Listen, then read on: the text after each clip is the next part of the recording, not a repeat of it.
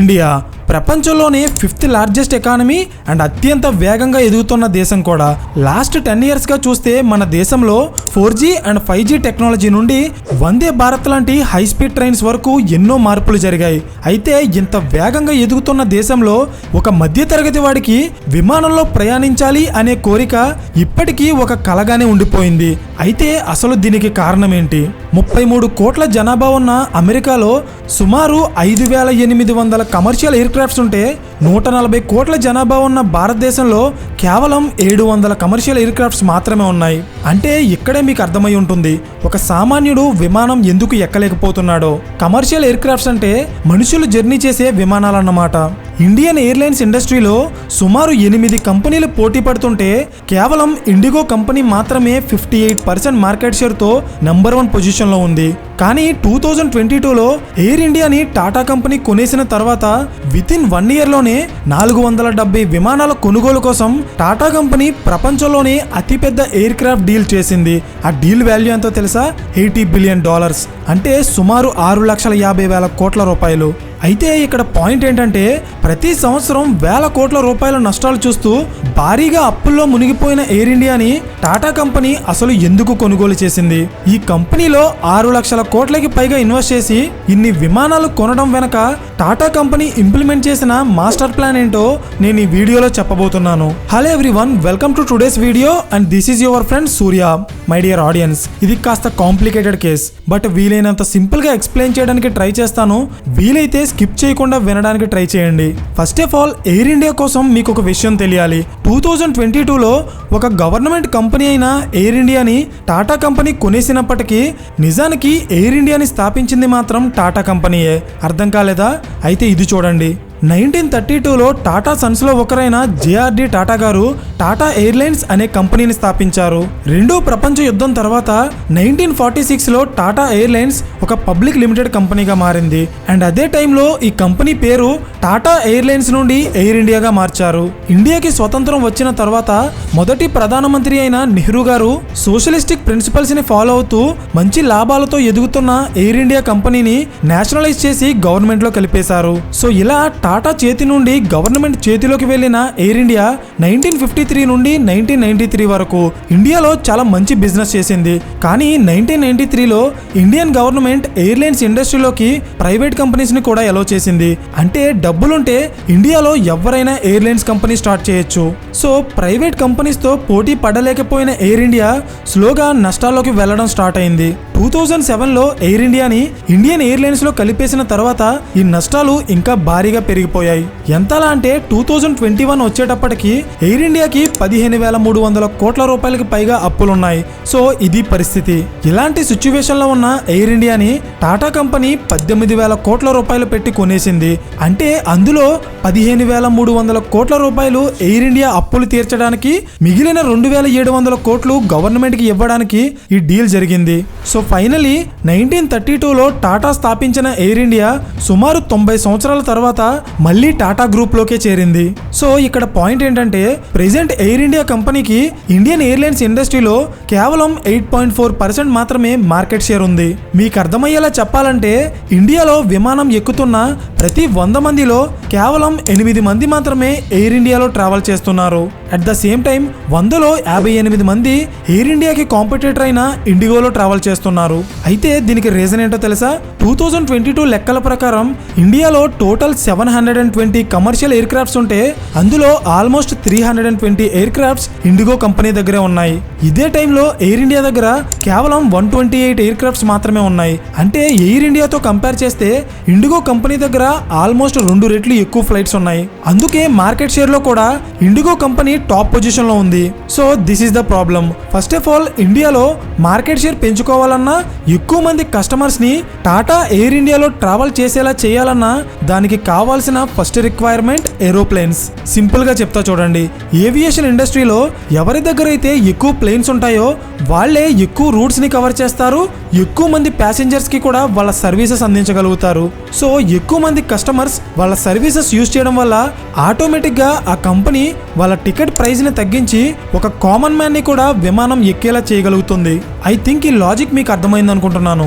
అయితే ఇది వినడానికి వినడానికి బానే ఉంది, కానీ ప్రాక్టికల్గా ఇది ఎలా పాసిబుల్ అవుతుందో అర్థం కావాలంటే టాటా కంపెనీ ఇంప్లిమెంట్ చేసిన ఈ స్ట్రాటజీ గమనించండి. ప్రెజెంట్ టాటా గ్రూప్లో 4 ఎయిర్లైన్ కంపెనీస్ ఉన్నాయి.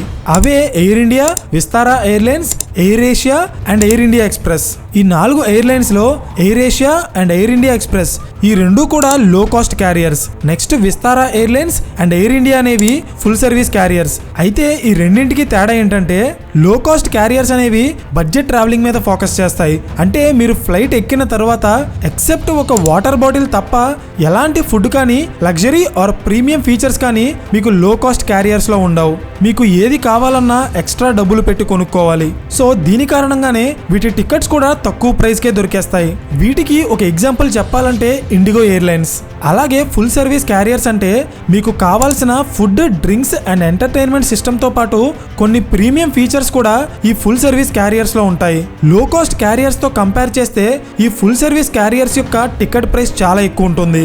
అయితే ఇక్కడ టాటా కంపెనీ వేసిన ప్లాన్ ఏంటంటే ప్రెజెంట్ లో కాస్ట్ ఆర్ బడ్జెట్ సర్వీసెస్ అందిస్తున్న air India and air Asia express ని 2023 మార్చిలో కలిపేసి కంప్లీట్ గా ఒక లో కాస్ట్ క్యారియర్ సర్వీస్ గా మార్చేశారు. అంటే ఇది డైరెక్ట్ గా ఇండిగో లాంటి కంపెనీస్ తో పోటీ పడుతుంది. అలాగే air India and Vistara airlines ని ఒక సెపరేట్ ఫుల్ సర్వీస్ క్యారియర్ గా మార్చేశారు. ఇది డైరెక్ట్ గా Jet Airways and Kingfisher లాంటి కంపెనీస్ తో పోటీ పడుతుంది. సో ఇలా టోటల్ 4 ఎయిర్లైన్స్ ని టాటా కంపెనీ 2గా మార్చేసింది. సో దీని వల్ల అడ్వాంటేజ్ ఏంటంటే ఒక సెట్ ఆఫ్ ఎయిర్లైన్స్ తో కంప్లీట్ గా నెట్వర్క్ ఏవియేషన్ మీద ఫోకస్ చేస్తే second set of airlines use చేసి బాగా లాభాలు వచ్చే రూట్స్ మీద ఫోకస్ చేస్తారు. For example Hyderabad and Vizag మధ్య ఎప్పుడైతే డిమాండ్ పెరుగుతుందో అప్పుడు టాటా కంపెనీ ఇదే రూట్ లో వాళ్ళ లో కాస్ట్ క్యారియర్ ని ఆపరేట్ చేస్తుంది. సో ఇలా ఇండియాలో డిమాండ్ పెరిగి లాభాలు సంపాదించడానికి స్కోప్ ఉన్న ఏ రూట్ లో అయినా సరే టాటా కంపెనీ వాళ్ళ విమానాలు రన్ చేస్తుంది. సో ఇప్పటి వరకు అసలు టాటా కంపెనీ ఎయిర్ ఇండియాని ఎందుకు కొన్నారు అండ్ వాళ్ళ ప్లాన్స్ ఏంటి అనేది చూసాం. కానీ ఇప్పుడు అసలు ఇండియాలో ఏవియేషన్ ఇండస్ట్రీ ఎలా ఉంది అండ్ అలాగే టాటా తీసుకున్న ఈ నిర్ణయం వల్ల నిజంగా ఫ్యూచర్ లో ఒక సామాన్యుడు ట్రైన్ ఏసీ టికెట్ కి ఖర్చు పెట్టే డబ్బుతో ఫ్లైట్ టికెట్ కొనగలడా లేదా అనేది చూద్దాం. ప్రెజెంట్ ఇండియాలో ప్రతి సంవత్సరం సుమారు 30 కోట్ల మందికి పైగా ప్రజలు ఫ్లైట్స్ లో ట్రావెల్ చేస్తున్నారు. కొన్ని స్టాటిస్టిక్స్ ప్రకారం 2040 నాటికి ఇది 110 కోట్లకి పైగా పెరగబోతుంది. అంటే నెక్స్ట్ 20 ఇయర్స్ లో ఫ్లైట్స్ లో ట్రావెల్ చేసే ప్యాసింజర్ సంఖ్య ఆల్మోస్ట్ 4 టైమ్స్ పెరుగుతుంది. అంటే ఈ డిమాండ్ ని బ్యాలెన్స్ చేయడానికి ఎన్ని ప్లేన్స్ కావాలో మీరే ఆలోచించండి. సో ఫ్యూచర్ లో వస్తున్న ఈ డిమాండ్ ని బేస్ చేసుకునే ప్రెజెంట్ ఇండియన్ ఏవియేషన్ ఇండస్ట్రీలో ఉన్న చాలా కంపెనీస్ వాళ్ళ దగ్గరున్న విమానాల సంఖ్య పెంచుకుంటున్నాయి.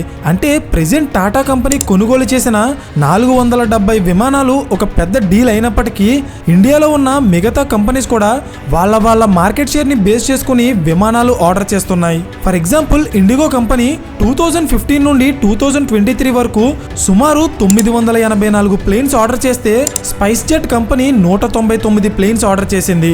అండ్ వీళ్ళు మాత్రమే కాదు, ఇండియన్ ఎయిర్లైన్స్ ఇండస్ట్రీలో ఉన్న ప్రతి కంపెనీ కూడా వాళ్ళ మార్కెట్ షేర్ ని బేస్ చేసుకుని కొత్త ప్లేన్స్ కోసం ఆర్డర్ చేస్తున్నాయి. సో దీనివల్ల అడ్వాంటేజ్ ఏంటంటే ఎప్పుడైతే మార్కెట్లో కాంపిటీషన్ పెరుగుతుందో అప్పుడు ప్రతి ఎయిర్లైన్ కంపెనీ కూడా తమ ఫ్లైట్స్ ని ఫుల్ చేసుకోవడానికి వాళ్ళ ప్రాఫిట్ మార్జిన్ తగ్గించుకుని కస్టమర్స్ కి తక్కువ ధరకే ఫ్లైట్ టికెట్స్ ఆఫర్ చేస్తారు. సో ఇది ఇమీడియట్ గా కాకపోయినా విత్ ఇన్ 10 to 15 ఇయర్స్ లో ఇది ఖచ్చితంగా జరుగుతుంది. అట్ దట్ పాయింట్ ఒక్కసారైనా ఫ్లైట్ లో ట్రావెల్ చేయాలని ఎన్నో కలలు కనే కొన్ని కోట్ల మంది భారతీయులు వాళ్ళ కలలు నెరవేర్చుకోగలుగుతారు. అయితే ఇక్కడ మీకు ఒక డౌట్ రావచ్చు, ఆల్రెడీ ఫ్లైట్స్ కోసం ఆర్డర్స్ పెట్టేశారు కదా, మరి దీనికోసం 10 to 15 ఇయర్స్ ఎందుకు వెయిట్ చేయాలి అని. అయితే దీని వెనుకున్న రీజన్ ఏంటంటే ప్రెజెంట్ వరల్డ్ లో మెయిన్లీ 2 కంపెనీస్ మాత్రమే ఎక్కువగా విమానాలు తయారు చేస్తున్నాయి. అవే బోయింగ్ అండ్ ఎయిర్ బస్. కానీ 2022 ఆర్డర్ బుక్ ప్రకారం సుమారు 12,000కు పైగా ఫ్లైట్ డెలివరీస్ ని పెండింగ్ లో పెట్టాయి. అంటే ఒకసారి మీరే ఆలోచించండి, ప్రెజెంట్ ఇండియన్ కంపెనీస్ పెట్టిన ఆర్డర్స్ డెలివరీ అవ్వడానికి ఇంకా ఎంత టైం పడుతుందో. సో ఇక్కడ పాయింట్ ఏంటంటే ఎంత టైంలో డెలివరీ అవుతుంది అనేది పక్కన పెడితే ఇండియన్ ఎయిర్లైన్స్ ఇండస్ట్రీలో టాటా తీసుకున్న ఈ నిర్ణయం వల్ల ఖచ్చితంగా కాంపిటీషన్ అయితే పెరగబోతుంది. అట్ ద సేమ్ టైం మార్కెట్లో కాంపిటీషన్ పెరిగితే ఖచ్చితంగా అక్కడ ముందు లాభపడేది కస్టమరే. So this is all about Tata Air India deal. So my dear audience, ఈ వీడియో మీకు ఇన్ఫర్మేటివ్గా అనిపిస్తే ఖచ్చితంగా లైక్ చేయడం మర్చిపోకండి. అండ్ ఇలాంటి కాంటెంట్ని ఇష్టపడే మీ ఫ్రెండ్స్ అండ్ ఫ్యామిలీ గ్రూప్స్కి ఇది షేర్ చేయండి. అండ్ ఇలాంటి మరిన్ని క్వాలిటీ బిజినెస్ స్టోరీస్ కోసం ఛానల్ని సబ్స్క్రైబ్ చేయండి. పక్కనే ఉన్న గంట సింబల్ ఆన్ చేస్తే మేము వీడియో అప్లోడ్ చేసిన వెంటనే మీకు ఇమీడియట్ నోటిఫికేషన్ వస్తుంది. So thank you for watching and I'll see you in the next video. Till then, this is your friend Surya signing off.